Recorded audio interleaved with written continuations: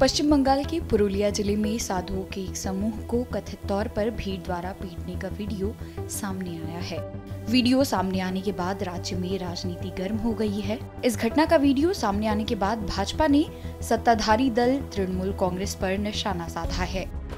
वहीं तृणमूल कांग्रेस के नेता भी इन आरोपों पर भारतीय जनता पार्टी पर सवाल उठा रहे हैं। भाजपा के आईटी सेल प्रमुख अमित मालवीय ने एक वीडियो शेयर करते हुए सोशल मीडिया प्लेटफॉर्म एक्स पर लिखा, पश्चिम बंगाल के पुरुलिया से बेहद चौंकाने वाली घटना सामने आई है। पालघर में एक तरह की लिंचिंग में मकर संक्रांति के लिए गंगा सागर जा रहे साधुओं को सत्तारूढ़ टीएमसी से जुड़े अपराधियों ने निर्वस्त्र कर पीटा था। ममता बनर्जी के शासन में शाहजहां शेख जैसे आतंकवादी को सरकारी संरक्षण मिलता है और साधुओं की हत्या की जा रही है। पश्चिम बंगाल में हिंदू होना अपराध है। इस ट्वीट के बाद सत्तारूढ़ पार्टी की नेता शशि पांजा ने भाजपा के अमित मालवीय पर हमला करते हुए कहा कि भारतीय जनता पार्टी महत्वपूर्ण मुद्दों के सवालों को जवाब नहीं देती और इन सवालों को जवाब नहीं देने के लिए वो इसको ढकने के लिए कुछ और सवाल करती है औरों के प्रति और राजनीतिक दलों के प्रति। भारतीय जनता पार्टी के जो आईटी सेल के इंचार्ज हैं अमित मालवीय, जो पश्चिम बंगाल के भी भारतीय जनता पार्टी राजनीतिक दल के को इंचार्ज हैं यहां पश्चिम बंगाल के, उनके आईटी सेल विंग, उनकी जो आईटी सेल के जो उत्तर प्रदेश की शाखा है, वहां के कुछ कार्यकर्ताओं को देखा गया, उनके विरुद्ध एक संगीन आरोप है कि उन्होंने बलात्कार किया। लेकिन अमित मालवीय ने इस विषय को लेके कोई कदम नहीं उठाया। भारतीय जनता पार्टी बंगाल के नेतृत्व में सुकांत मजूमदार और शुभेंदु अधिकारी भी इन बलात्कारियों के बारे में कोई सवाल नहीं उठाते हैं। वहीं पश्चिम बंगाल के प्रदेश महासचिव कुणाल घोष ने भाजपा पर हमला बोलते हुए कहा कि किस मुद्दे पर ये अमित मालवीय, शुभेंदु अधिकारी, सुकांत मजूमदार, भाजपा लीडर्स बिल्कुल चुप है। अब देखिए, गुजरात में Bilkis Bano case, rape case, murder case, ये परिवार को एकदम खत्म कर दिया। तो वो बिल्किस बानो केस में 11 जो प्रूव्ड कन्विक्टेड जेल में थे, उसके लिए जेल के दरवाजा खोल दिया ये भाजपा वालों ने और उसका रिसेप्शन भी दिया, फूलों से बाहरों से रिसेप्शन दिया।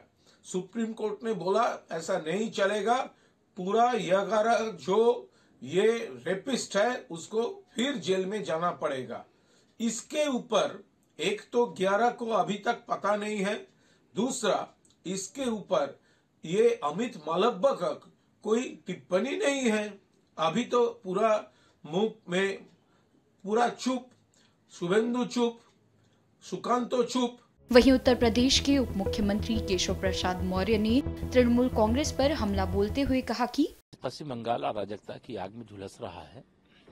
पिछले दिनों ईडी की जांच के दौरान जो अधिकारी गए थे उनके ऊपर भी हमला करने वाले टीएमसी के लोग थे। वहां कानून व्यवस्था ध्वस्त हो चुकी है।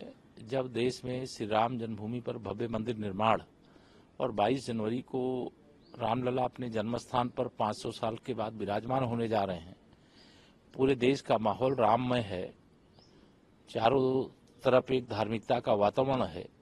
ऐसे समय में पश्चिम बंगाल में साधु संतों के ऊपर हमला और उसमें टीएमसी के गुंडों का शामिल होना यह दर्शाता है कि टीएमसी की जो पश्चिम बंगाल की ममता बनर्जी जी के नेतृत्व वाली सरकार है वह सभी मोर्चों पर फेल हो चुकी है। वहां कानून व्यवस्था ध्वस्त हो चुकी है।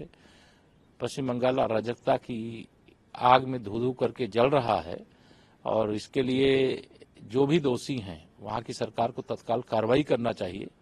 और ऐसी सरकार चूंकि चुन करके आई है और अपने कर्तव्य का पालन नहीं कर रही है, आने वाले समय में पश्चिम बंगाल की जनता टीएमसी को उखाड़ फेंकेगी।